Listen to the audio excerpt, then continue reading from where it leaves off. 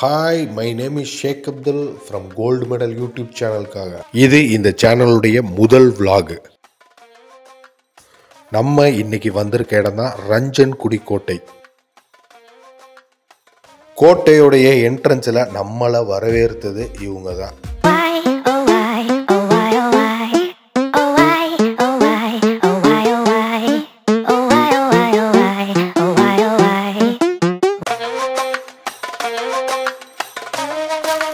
Ranjankudi fort இது எங்கே இருக்குது அப்படின்னாக்கா பெரம்பலூர் டிஸ்ட்ரிக்டில் இருக்குது. பெரம்பலூர்லேருந்து ஒரு 16 கிலோமீட்டர் திருச்சி சென்னை நேஷனல் ஹைவேஸில் ட்ராவல் பண்ணி வந்தோம்னா இந்த கோட்டை வந்து ரைட் ஹேண்ட் சைட்லேயே இருக்குது. 1600 வருடம் பழமையான கோட்டை இது. ஸோ இன்னுமே அழியாமல் இருக்குது. ரொம்ப திடமான கற்களை வச்சு கட்டப்பட்டிருக்கு. இந்த கோட்டையை கட்டினது பாண்டியர்களுடைய வம்சத்தில் வந்த தூங்கானை மறவன் அப்படிங்கிற ஒரு பாண்டிய மன்னன் தான் இந்த கோட்டையை வந்து கட்டியிருக்காரு. பொதுவாகவே அந்த கோட்டைகளுக்குரிய ஸ்ட்ரக்சரில் இது அமைக்கப்பட்டிருக்கும். பெரிய பெரிய மதில் சுவர், அகழி, இந்த மாதிரியான விஷயங்களுக்கு அப்புறம் பாதுகாப்பாக உள்ள இந்த கோட்டை அமைக்கப்பட்டிருக்கும். இந்த கோட்டையுடைய மொத்த பரப்பளவு 57 ஏக்கர்ஸ் வந்து சொல்கிறாங்க. இந்த கோட்டையை முதல்ல இந்த தூங்கானை மறவ மன்னன் கட்டும் பொழுது இதை வந்து பாதியிலே விட்டுட்டு அவர் வந்து இறந்து போயிருக்கார். அவருக்கு வந்து குஷ்ட நோய் வந்திருக்கு. ஸோ அதனால இதை வந்து கட்ட ஆரம்பித்து பாதியிலே வந்து அவர் விட்டுட்டு இறந்துடுறாரு. அந்த தூங்கானை மறவ மன்னனுடைய உடல் கூட இங்கே தான் வந்து அடக்கம் செய்யப்பட்டிருக்கு. 1600 வருட பழமையான கோட்டையில். ஸோ அதனால் வந்து இதனுடைய பிஹைண்ட் ஹிஸ்ட்ரி பார்த்தோம்னா கிட்டத்தட்ட சேர, சோழ, பாண்டியர்கள் எல்லா மன்னர்களுமே இந்த கோட்டையை வந்து ஆண்டிருக்காங்க. அதாவது இந்த கோட்டை இருக்கிற ஏரியாக்களை ஆண்டிருக்காங்க. இவ்வளோ பேர் வந்து ஆண்டா கூட இந்த ஏரியாவை யாருமே இந்த கோட்டையை வந்து முழுசாக கட்டி முடிக்கிறதுக்கு யாருக்குமே ஆர்வம் இல்லாமல் இருந்திருக்கு. 16வது நூற்றாண்டில் கிபி 1680களில் இஸ்லாமியர்களுடைய படையெடுப்பு இங்கே நடக்குது. ஸோ இறுதியில் இஸ்லாமியர்கள் இந்த கோட்டையை வந்து கைப்பற்றுறாங்க. நவாப் டெல்லி முகமது கான், ஸோ இந்த மன்னன் தான் இந்த கோட்டையை வந்து மறுசீரமைக்கிறாரு. ஸோ இதை முழுசாக கட்டி முடிச்சுட்டு அவரும் மறைகிறாரு. அவருடைய உடலும் இங்கே தான் அடக்கம் செய்யப்பட்டிருக்கு. இப்படி தொடர்ச்சியாக காலங்காலமாக நவாபுகளுடைய கட்டுப்பாட்டில் இந்த கோட்டை வந்து ஆக்கிரமிப்பு செய்யப்பட்டுக்கிட்டே இருந்திருக்கு. ஸோ அதில் 17வது நூற்றாண்டில் தோஸ்தாலி அப்படிங்கிற ஒரு ஆற்காடு நவாபுடைய கண்ட்ரோலில் இருக்கும் பொழுது ஸோ இந்த ஃபோர்ட்டை வந்து அவருடைய பையனுக்கு கொடுக்குறாரு. அது வரைக்கும் எந்த பிரச்சனையும் இல்லாத போய்கிட்டு இருந்த இந்த ஃபோர்ட்டில் வந்து அந்த தோஸ்தாலி மன்னனுடைய மருமகன் வந்து என்ன பண்ணுறாரு, அந்த தோஸ்தாலியோட பையன்கிட்ட போர் செய்கிறாரு இந்த கோட்டைக்காக. ஸோ இந்த போருக்கு பின்னாடி இந்த கோட்டை சந்தித்தது எல்லாமே போர்களை தான். ஸோ அந்த லெவலுக்கு இந்த கோட்டைக்காக பல போர்கள் வந்து நடத்தப்பட்டிருக்கு. 1751 வால்கண்டா அப்படிங்கிற ஒரு பெரிய போர் ஒன்று இங்கே நடந்திருக்கு. அதில் நிறைய உயிரிழப்புகள் நடந்திருக்கு.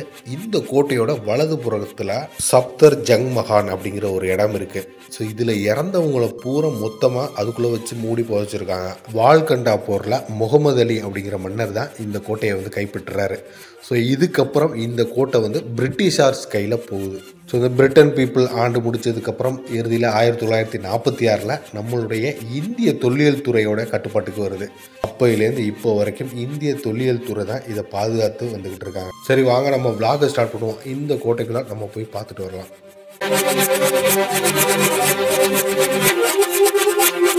இங்கே வர டூரிஸ்ட் என்ன சொல்கிறாங்க அப்படின்னாக்கா இந்த ஃபோர்ட்டை சரியாக பராமரிக்கலை அப்படிங்கிற மாதிரி சொல்கிறாங்க. என்னதான் இது தொல்லியல் துறையோட கட்டுப்பாட்டில் இருந்தாலும் இதை நம்ம தமிழ்நாடு ஸ்டேட்டுடைய டூரிஸ்ட் டிபார்ட்மெண்ட் கையில் எடுத்து பராமரித்தாதான் இது வந்து நல்லா டெவலப் ஆகும் அப்படிங்கிற மாதிரியும் அங்கே வர டூரிஸ்ட்டு நிறைய பேர் வந்து சொல்லியிருந்தாங்க. இந்த ஃபோர்ட்டுடைய ட்ரோன் வியூ எப்படி இருக்கும் அப்படின்னாக்கா கிட்டத்தட்ட வந்து ஒரு அரைக்கோள வடிவத்தில் இருக்கும். இந்த ஃபோர்ட்டுடைய இன்னொரு ஸ்பெஷல் என்ன அப்படின்னாக்கா 2 மதத்தவர்கள் வணங்கக்கூடிய வழிபாட்டு தலங்கள் இங்கே இருக்குது. அவங்க இஸ்லாமியர் வழங்குறதுக்கான தொழுகை பள்ளி இருக்குது. அது இல்லாமல் இந்துக்களுடைய பிரசித்தி பெற்ற சிவன் கோயில்களும் இங்கே இருக்குது.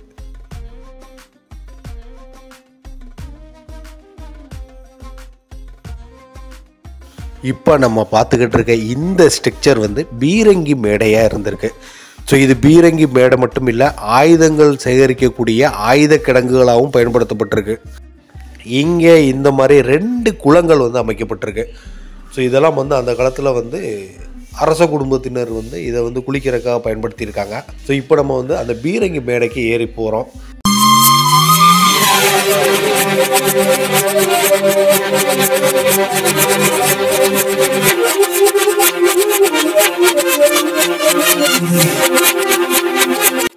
பீரங்கி மேடைக்கு மேலே காதோல் பண்ணுற ஜோடிகளை பார்க்க முடிஞ்சுச்சு.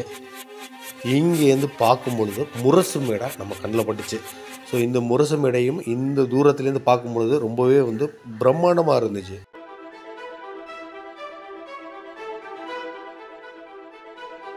இங்கே கிளைமேட்டு இன்றைக்கி ரொம்ப மிஸ்டியாக ரொம்ப கூலாக இருந்துச்சு. ஸோ எனக்கு பர்சனலாக என்ன ஃபீல் ஆச்சுன்னா, ஒவ்வொரு இடமும் ஏறுறதுக்கு இறங்குறதுக்கு ரொம்ப ஸ்லிப்பரியாக இருந்த மாதிரி இருந்துச்சு. ஸோ இன்றைக்கி எனக்கு பேலன்ஸ் அவ்வளோவா கிடைக்கல.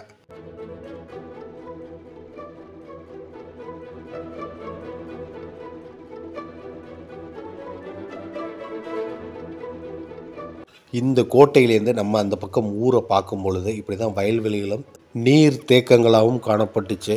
இந்த கோட்டையிலேருந்து நம்ம அந்த திருச்சி சென்னை நேஷ்னல் ஹைவேஸை பார்த்தோம்னா ஸோ இப்படி தான் தெரியும். இந்த கோட்டையை சுற்றி குடிநீர் கிணறு உட்பட கிட்டத்தட்ட 9 கிணறுகள் வரிசை அமைக்கப்பட்டிருக்கும்.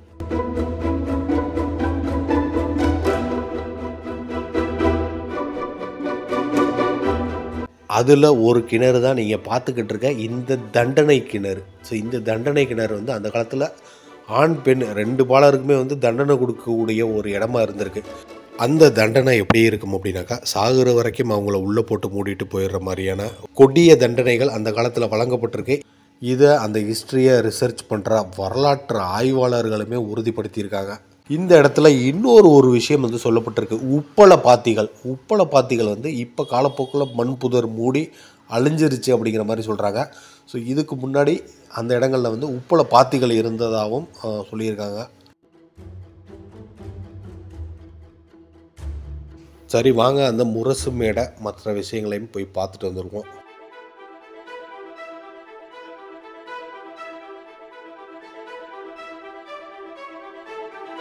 இந்த மேடையை ஏறுறதுக்கு முன்னாடியே நம்மளுக்கு என்ன ஃபீல் ஆகுது அப்படின்னாக்கா, சுத்தமாக ஒரு கிரிப்பே இல்லாத, இத்தனைக்கும் ஒரு கல் மேடைகள் தான்.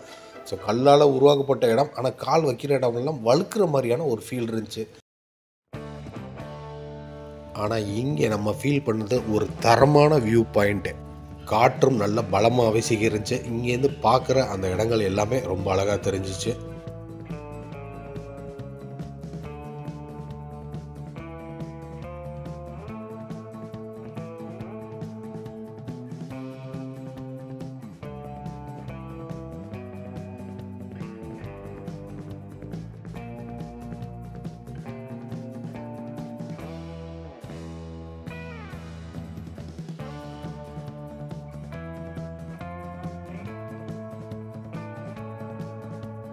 இந்த ஃபோர்ட்டை போர்களுக்குன்னே பிரத்யேகமாக கட்டப்பட்ட மாதிரி வடிவமைச்சிருக்காங்க.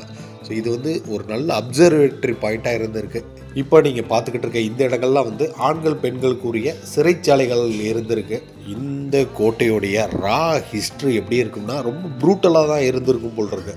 தண்டனைகள் கொடுக்கக்கூடிய இடங்களாக இருக்கட்டும், ஸோ அதே மாதிரி சிறைச்சாலைகளாக இருக்கட்டும், இங்கே இருக்கிற ஆயுத கிடங்கு, அதே மாதிரி இங்கே நடைபெற்ற போர்கள், இங்கே புதைக்கப்பட்ட அந்த சடலங்கள், ஸோ இதெல்லாம் பார்க்கும் பொழுது அந்த காலத்தில் இந்த இடம் மக்களுக்கு ஒரு பதைக்கக்கூடிய இடமா தான் இருந்திருக்கும் அப்படிங்கிற மாதிரி நான் நினைக்கிறேன்.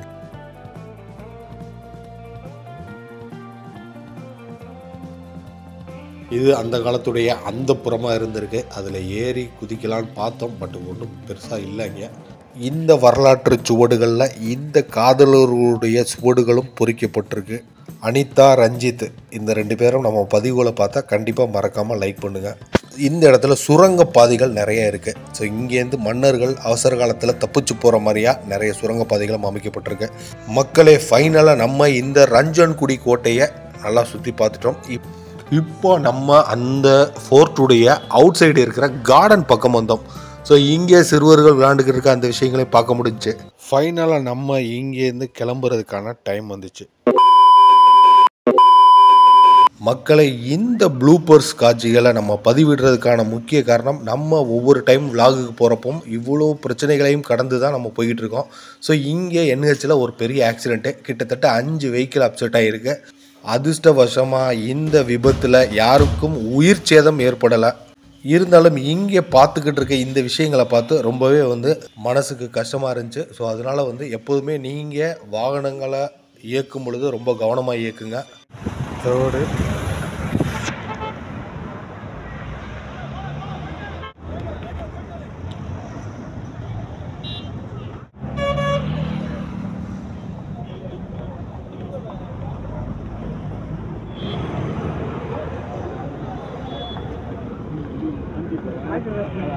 இந்த கோட்டையோட என்ட்ரன்ஸில் நம்ம வழுக்கி விழுந்த காட்சிகள். ஃப்ரீக்வெண்ட்டாக பேச முடியல, எல்லாம் பிடிச்ச மாதிரி இருக்குது. மக்களை இந்த பதிவு உங்களை கவர்ந்திருக்கும்னு நினைக்கிறேன். ஸோ மறக்காமல் இந்த சேனலை சப்ஸ்கிரைப் பண்ணிவிட்டு இந்த பதிவை லைக் பண்ணிடுங்க. மறுபடியும் உங்களை ஒரு நல்ல விளாகில் வந்து சந்திக்கிறேன்.